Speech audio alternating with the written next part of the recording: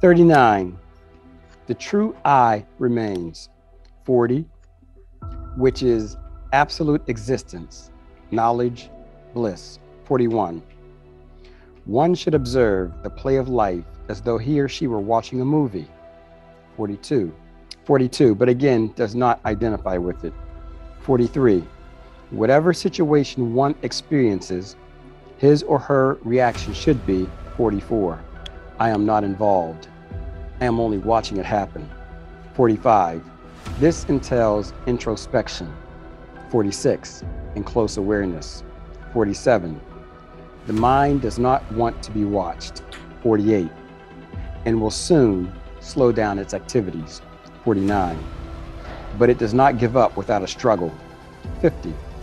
In many ways, it will deceive and persuade one to stop watching it. 51.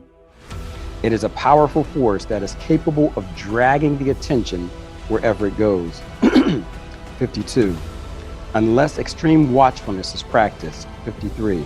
Many times, it will divert the attention from its focus. 54. One must observe this with patience. 55. Then firmly return to the witness state. 56. Taking care not to fight the mind. 57. But only to gently guide it.